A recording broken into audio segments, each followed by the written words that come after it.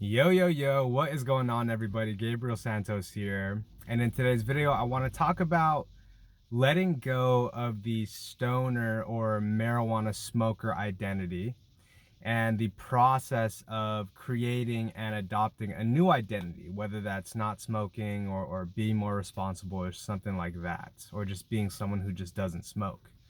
Um, this video won't have all the answers or the insights, but it will have some, and hopefully it will give you some support and help you connect some dots and support you whether it's now or in the future. Okay, so in general, and this is based on my experience, in general, one of the difficult things about quitting weed or moderating your usage is letting go of the stoner identity and letting go of the smoker identity. And what I mean by that is, um, for example, for me, smoking was just a big part of who I was, as well as like being addicted and heavily dependent and having issues with weed. Like these were things that were a big part of who I am and how I identified myself and how other people knew me as well.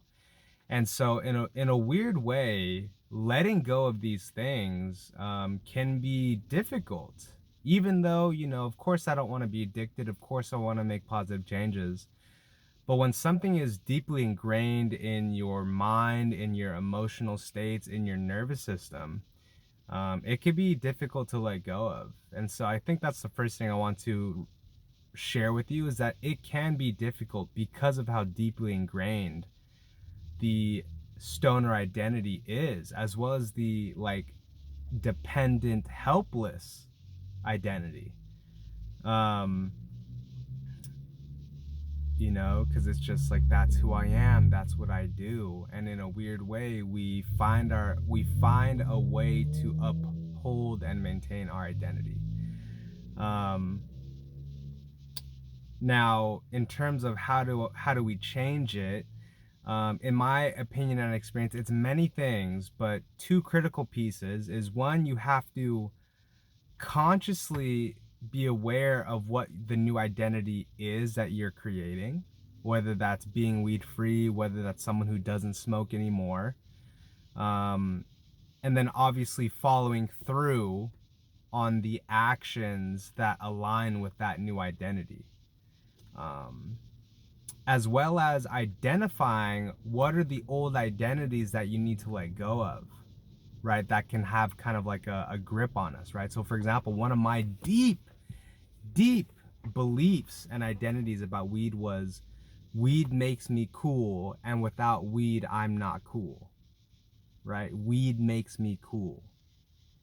And that was something I had to really shovel out from deep underneath the surface. But they're not that difficult to find if you just take a moment to reflect on it, right? So for me, one of them at least was weed is cool, and without weed, I'm not cool. And I had to identify that, become aware of that, and then acknowledge that that's not necessarily true.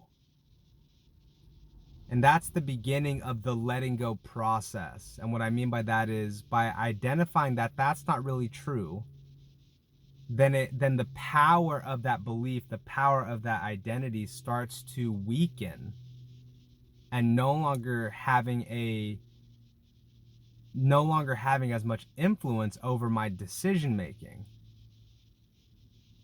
And so, in becoming aware of that, I can then create a new belief, right? Being responsible is cool. Doing what's best for me is cool, right? And so, with that, right there, that switch alone, there's a sense of what's the word?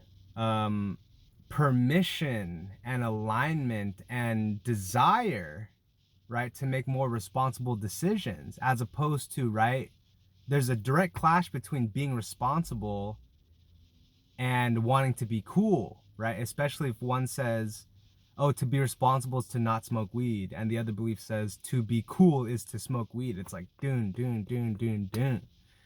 right? And so take a look for yourself. What are some of these hidden beliefs or deep-rooted beliefs and identities that are subconsciously running the show without us knowing? All right, so that, again, to repeat that, you want to take a look at what are some of the beliefs and identities that currently run the show. Challenge them by asking how true are they, or do I want to keep that identity up, and then create a new identity, a new belief system, right? And then, you got to reaffirm this over and over. Another strategy that has worked for me very well is to speak of certain behaviors in past tense, right? For example, it's very easy. It's like, oh, I used to smoke, or when I smoked like that, or I don't smoke like that anymore, or that's not what I do anymore.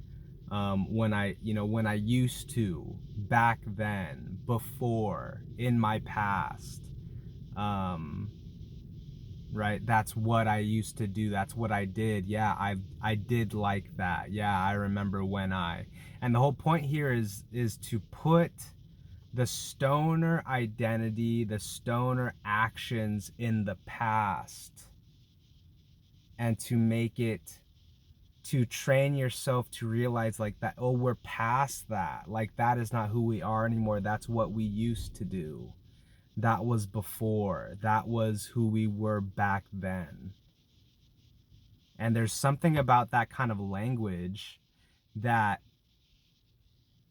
teaches the brain and trains the brain to accept and embrace and identify that, oh, that was before, now it's different, right? And so in contrast, right, in creating a new identity, whether that's a smoke-free identity or more responsible or just someone who isn't really a stoner anymore, you speak in current tense, right? Present tense, where it's like, oh yeah, no, that's not, I don't smoke like that anymore. And where the follow through actions coming to play, right? Because this is a combo effect.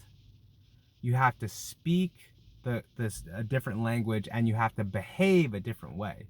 So for example, right, about a month ago, I was at a family event, and one of my cousins, who I rarely see, but when I do, it was, right, again, past tense, it was common for him to offer me to smoke and for me to accept. And, so he asked me, he's like, hey, like, you still burn? Do you want to burn? And I said, no, like, no, I don't anymore. He's like, really, not at all? I was like, nah, I just don't. It's not what I do anymore. And it's the combination of that language, right? That's not what I do anymore, plus the follow through of not doing it in that moment, right? That begins to cement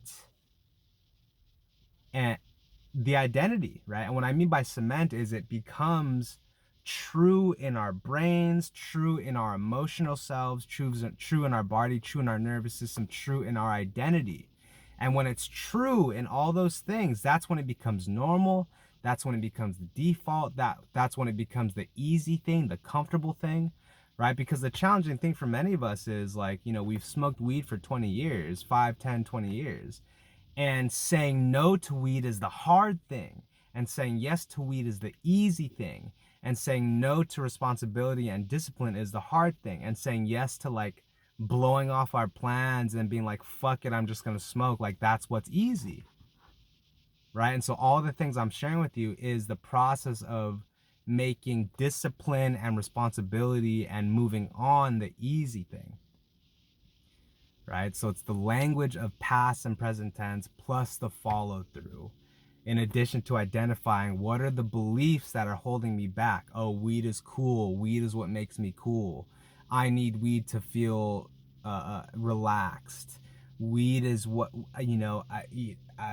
if I can smoke weed, I will. Weed is this all positive thing that brings so much benefit to my life, right? Which completely conflict and clash with other beliefs that you've gained over time, which is like, man, I can't be smoking weed like this all the time. Man, I shouldn't be, things of that nature. Like, weed can make me slow. When I smoke too much, I get slow.